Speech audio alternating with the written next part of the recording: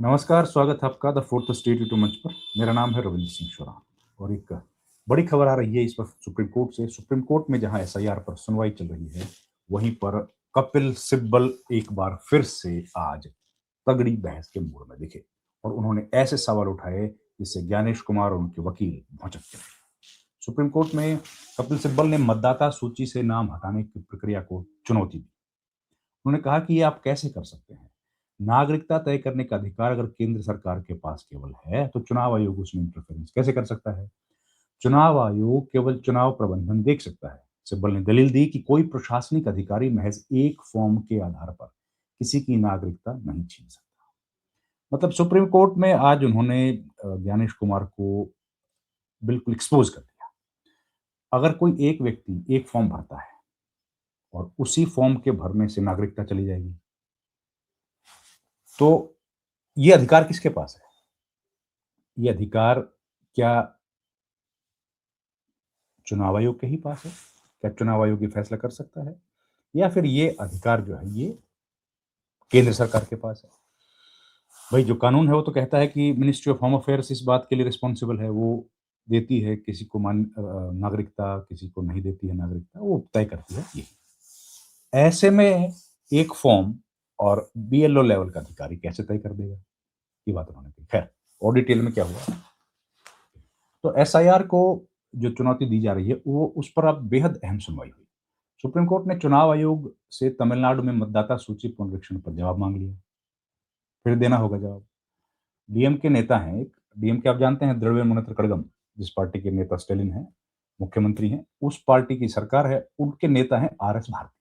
उन्होंने supreme court में याचिका लगाई है। उन्होंने कहा है कि एसआईआर के दौरान जो लॉजिकल डिस्क्रिपेंसी, याद है बंगाल के चुनाव में भी आए थे, लॉजिकल डिस्क्रिपेंसी जो सूची है वो कहाँ है भाई?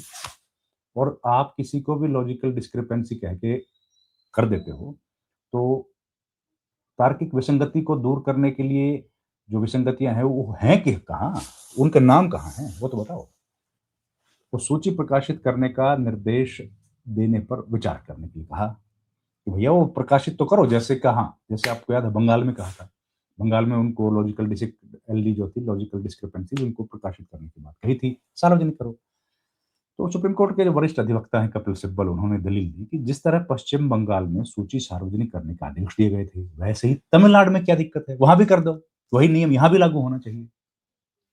सीजेआई सूर्यकांत ने मौखिक रूप से सहमति जता दी। कहा कि बंगाल वाले निर्देश तमिलनाडु पर भी लागू होने चाहिए, कह दिया। फिर कपिल सिब्बल ने तर्क दिया कि चुनाव प्रक्रिया पर चुनाव आयोग का नियंत्रण, देखिए देखिए कितनी ये नियंत्रण, तकनीकी बात, कित का नियंत्रण पारदर्शी और तर्कसंगत होना चाहिए, क्लियर होना चाहिए ना, ट्रांसपेरेंट होना चाहिए। उन्होंने स्पष्ट किया कि नागरिकता तय करने का अधिकार केंद्र सरकार के पास है, चुनाव आयोग के पास तो है ही नहीं। सिब्बल ने मतदाता सूची से नाम हटाने की प्रक्रिया पर सवाल उठाते हुए कहा कि किसी की नागरिकता केवल प्रशासनिक आदेश से कैसे छीन सकते हैं?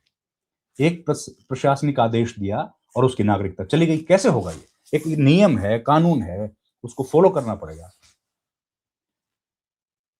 और ये आयोग ऊपर से, चुनाव आयोग के पास ऊपर से है नहीं। नागरिकता तय करने का अधिकार केवल केंद्र सरकार के पास है, चुनाव आयोग कैसे कर लेगा? सिब्बल ने मतदाता सूची से नाम हटाने की प्रक्रिया पर सवाल उठाया। उन्होंने कहा कि किसी की नागरिकता प्रशासनिक आदेश से आप नहीं छीन सकते, उसके लिए एक प्रक्रिया है। ठीक है। इस पर जस्टिस सूर्यकांत ने कहा, सीजीआई सूर्यकांत ने, कि सुजय ने कहा कि भाई चुनाव आयोग की पूर्ण शक्तियों पर चर्चा कर लेते हैं, की जानी चाहिए, ये बोला। कोर्ट रूम में आज तो कपिल सिब्बल और ज्ञानेश कुमार के वकील से ज्यादा बहस जो हो गई वो हो गई कपिल सिब्बल और जस्टिस बागची की। कपिल सिब्बल ने क्या बोला, आइए अनुच्छेद 324 और 326 को देखते हैं। अनुच्छेद 324 मतलब भारत का जो संविधान है उसका अनुच्छेद। इस पर कोई विवाद नहीं कर सकता कि चुनाव प्रक्रिया चुनाव के नियंत्रण में, चुनाव आयोग के नियंत्रण में, सही बात है। सवाल यह है, यह नियंत्रण पारदर्शी है कि नहीं? नियंत्रण में है, बहस नहीं है, लेकिन नियंत्रण पारदर्शी होना चाहिए। क्या यह नियमों पर आधारित है? भाई नियंत्रण का मतलब आर्बिट्रेरी तो नहीं हो सकता है, वो पारदर्शी होगा। वो है कि नहीं है? नियमों पर आधारित प्रक्रिया जो है वो पारदर्शी है कि नहीं? दूसरा, ये काम कौन सा है? एडमिनिस्ट्रेटिव काम है, प्रशासनिक है, और हर प्रशासनिक काम का ठोस कारण होता है। एसआईआर एक प्रशासनिक काम है, उसका ठोस कारण होना चाहिए, ऐसे तो कह नहीं सकता।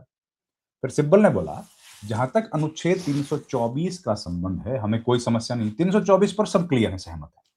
हम उस प्रक्रिया को चुनौती दे रहे हैं जिसके जरिए यह सब किया गया है। ठीक है। सिब्बल ने कहा, बिजनेस रूल के तहत गृह मंत्रालय को आंतरिक सुरक्षा, नागरिकता के मुद्दों को देखता है। गृह मंत्रालय जो है, मिनिस्ट्री ऑफ होम अफेयर्स, वो आंतरिक सुरक्षा, इंटरनल सिक्योरिटी जो भारत की है वो, और नागरिकता, इन दो मुद्दों को देखता है। इसके अलावा भी ढेर सारे मुद्दों को देखता है, पर इन दोनों को देखता है। संविधान के अनुसार ये पूरा क्षेत्र केंद्र सरकार के अधिकार क्षेत्र में है। फिर सिब्बल ने आगे बढ़कर बोला, फिर ये तय कौन करता है कि कोई व्यक्ति भारत का नागरिक है कि नहीं है? ये भारत सरकार तय करती है। चुनाव आयोग ये फैसला कर ही नहीं सकता। क्यों? क्योंकि कुछ देने की शक्ति में उसे वापस लेने की शक्ति भी शामिल होती है। यदि कोई मेरी नागरिकता पर सवाल उठाता है तो फॉर्म 7 है, फिर उसे प्रमाण देना होगा, प्रमाण देना पड़ेगा। देखिए कितनी तार्किक बहस वहां पर सुप्रीम कोर्ट में महत्वपूर्ण चल रही है।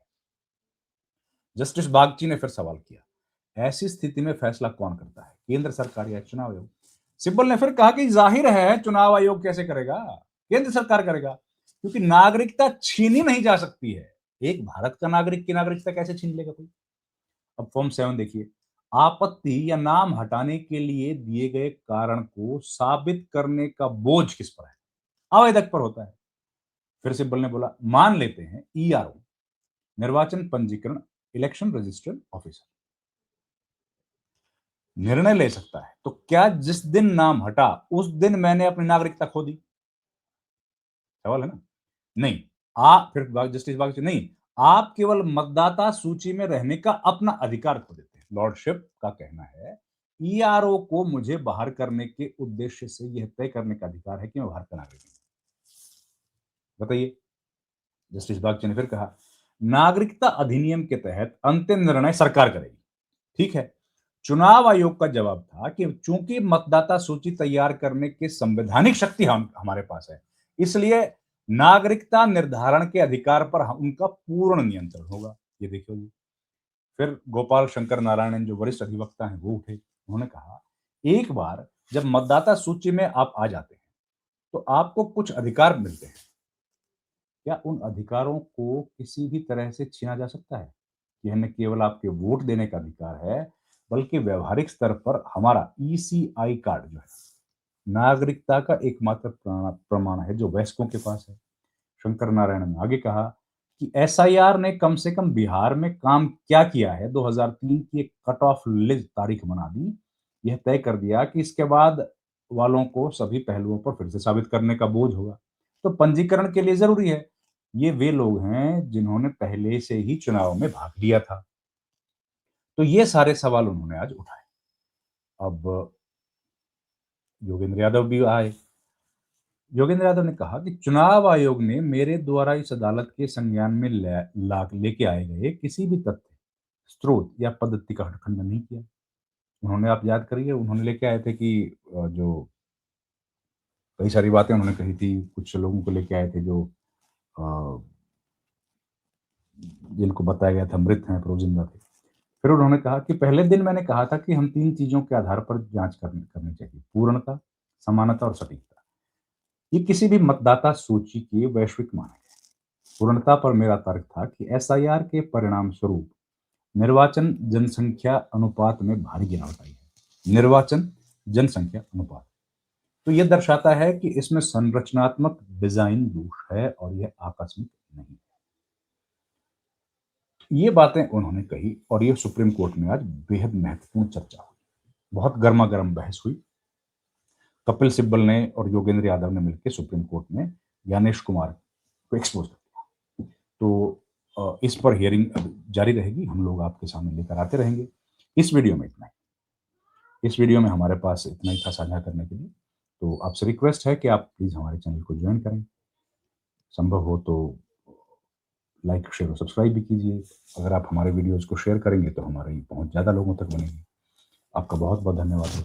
Thank you very much. नमस्कार।